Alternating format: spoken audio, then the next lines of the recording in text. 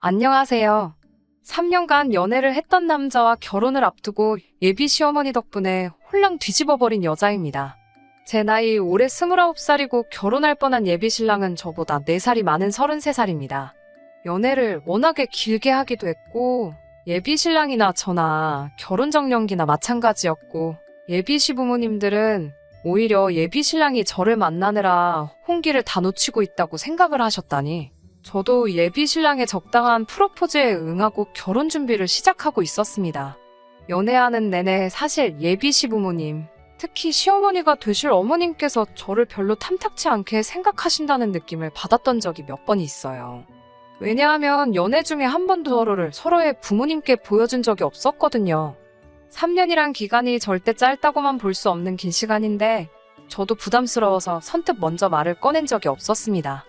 하지만 무엇보다 예비 신랑이 나서서 자기 부모님들 보여주는 걸 꺼려 했었습니다. 어렴풋이 자기도 알고 있었나 봐요. 시어머니를 미리 보여줬다간 결혼은커녕 연애도 유지 못하겠다는 사실을요.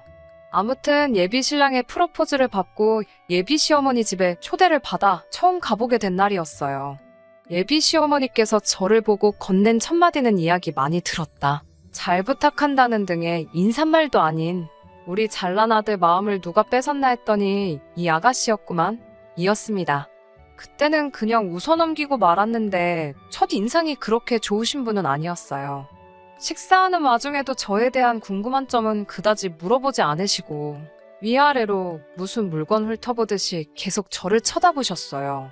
그렇게 식사가 끝날 때까지 불편한 눈치만 주실 뿐. 정말 말 한마디 없으시다가 식사가 끝나고 나서 식탁을 정리하시더니 냉장고에서 과일을 종류별로 꺼내오셔서는 칼하고 접시를 제 앞으로 쭉 밀어주시더라고요. 저는 뭔가 하고 멀뚱히 쳐다보고 있었는데 예비 시어머니께서 저한테 뭘 구경만 하고 가만히 앉아있냐고 하시더군요. 과일 깎는 걸 한번 봐야겠다고 하시며 어디 한번 깎아보라고 하시더라고요.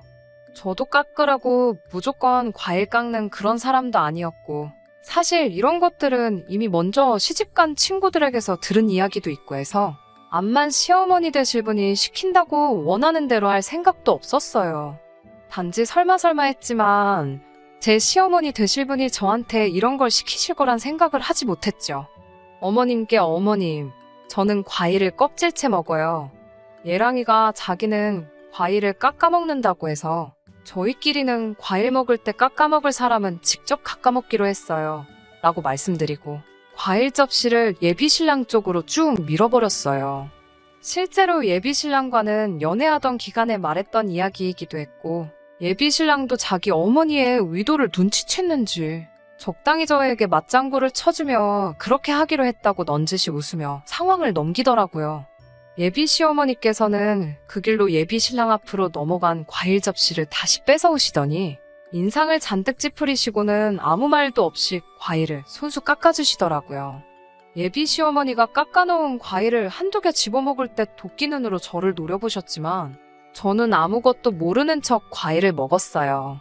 예비 시어머니께서 그런 식의 행동을 보인 건 예상이었지만 예비 신랑이 나쁜 사람은 절대 아니었어요.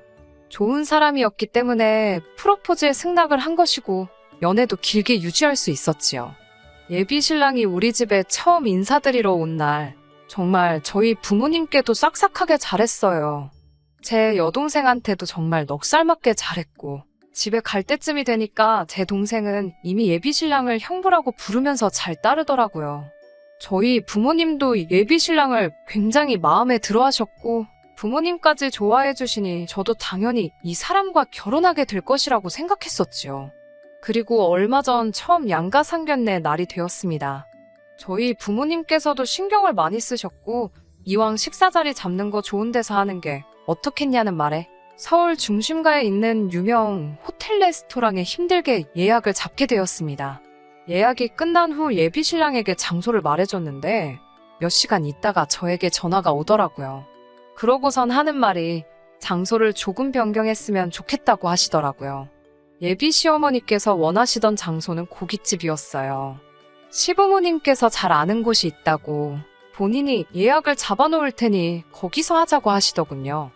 적어도 저희는 그 장소가 조금 독립된 공간이 따로 있는 사적인 대화를 나눌 수 있는 루명식의 고깃집일 거라 생각을 했어요.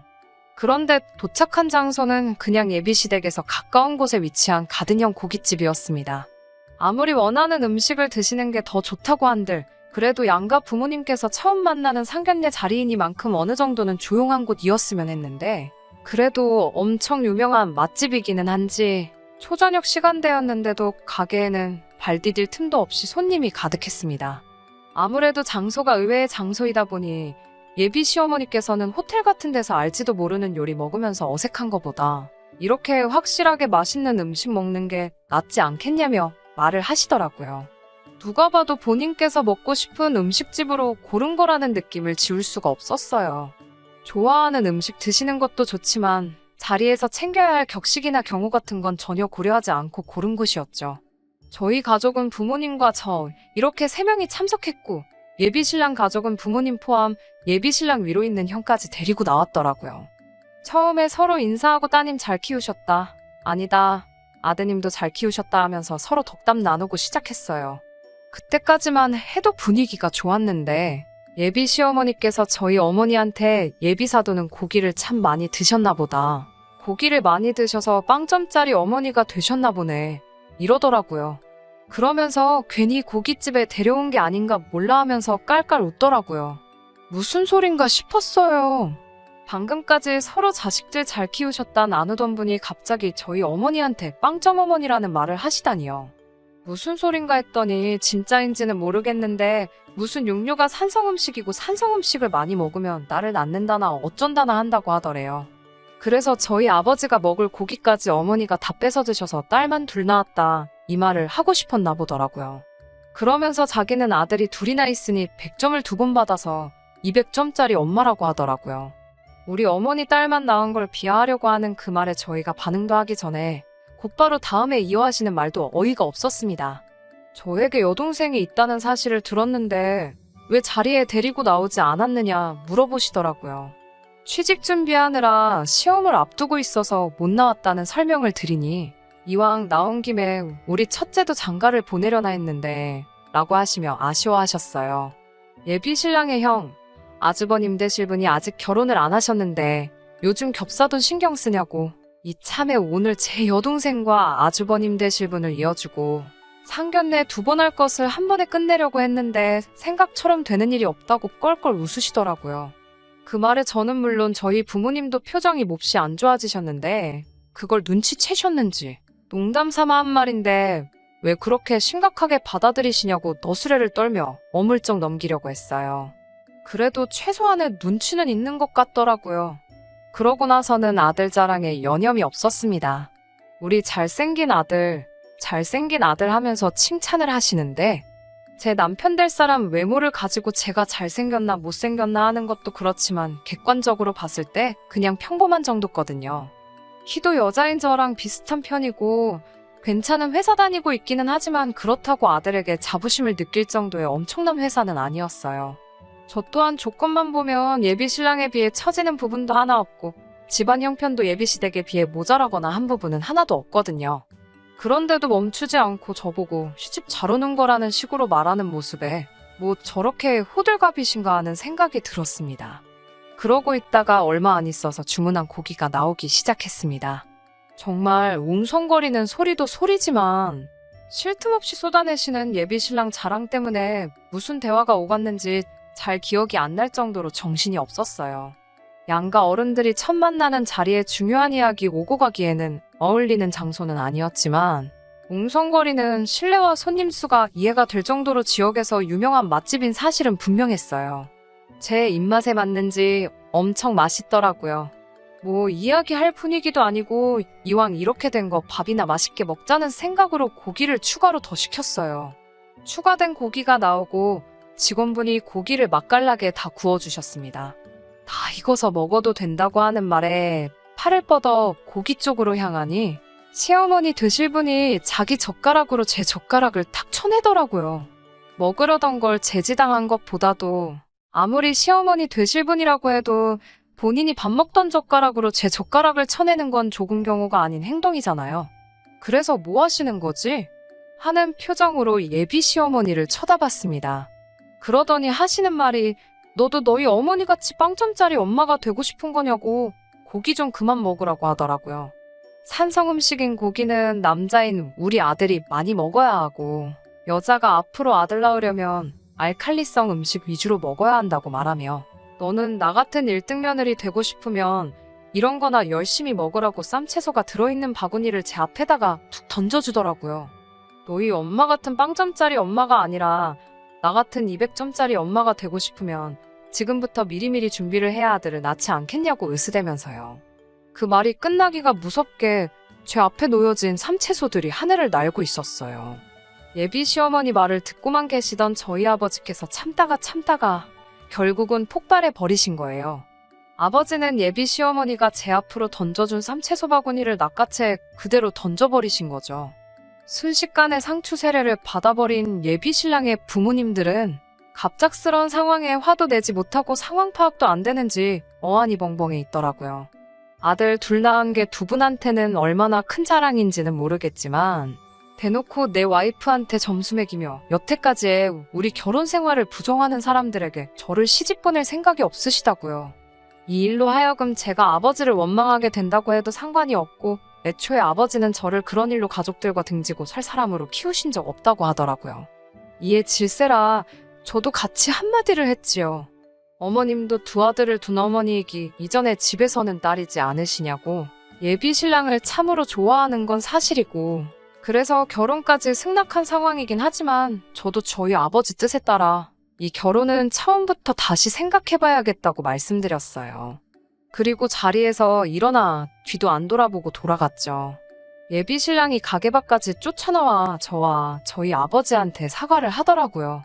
아버지는 너네가 사과해야 할 사람은 우리가 아니라 그 자리에서도 끝까지 한마디 안 한 우리 안 사람한테 해야 하는 게 맞다고 하셨고 그런 부모를 둔 게 죄는 아니니 예비 신랑이 사과할 필요도 없다고 하셨어요. 정작 사과를 해야 할 시어머니는 가게 안에서 스트레스를 풀고 있는 건지 코빼기도 나오지 않고 있는 상황이었거든요. 저도 고개를 절레절레 흔들고 그렇게 결혼까지 생각했던 그 남자를 뒤로하고 집으로 돌아왔습니다. 그렇게 결혼까지 준비하던 남자친구와는 이별하게 되었네요. 말씀드린 대로 3년이라는 긴 연애를 하며 결혼까지 확신을 줬던 사람이니만큼 아쉬운 마음이 없다고 한다면 그건 거짓말이겠죠. 실제로 가끔도 생각이 납니다. 그래도 다시 시작할 생각은 없어요. 제가 사랑에 눈이 멀어 미래가 뻔히 보이는 불구덩이 안으로 스스로 들어갈 정도로 상황 판단을 못하는 사람은 아니니까요. 그 집에 며느리로 들어가면 적어도 저에게 무슨 일이 펼쳐질지는 이미 상상을 해보지 않아도 눈앞에 선할 정도로 안 봐도 비디오거든요. 아들만 갖는 게 얼마나 자부심을 느낄 일인지는 알 생각도 없고 평생 가도 모르겠지만 그래서 저도 아쉬움 가질 생각이 들기도 전에 곧바로 이별하게 되었습니다. 그날 일을 돌이켜 생각해봐도 아버지가 너무 성급했다고 생각하지 않습니다. 자식이기는 부모 없다고 그 와중에 제 생각한다고 아무 말도 못하셨다면 오히려 그 상황이 더 실망스러웠을 것 같아요. 어김없이 저의 기대를 저버리지 않고 엄마 편을 들어준 아버지가 오히려 더 멋지게 느껴집니다. 저도 이제 다시 새로운 사람을 만난다면 그 어떤 상황에서도 배우자의 곁을 든든히 지켜주는 아버지 같은 사람하고 만나고 싶네요. 그러면 앞으로 제 앞에 나타날 사람을 기대하며 오늘 사연은 여기서 이만 줄이도록 하겠습니다. 끝까지 들어주셔서 감사합니다. 오늘의 사연은 여기까지입니다. 구독과 좋아요, 알람 설정 부탁드리고 더 좋은 사연으로 다시 찾아뵙겠습니다. 감사합니다.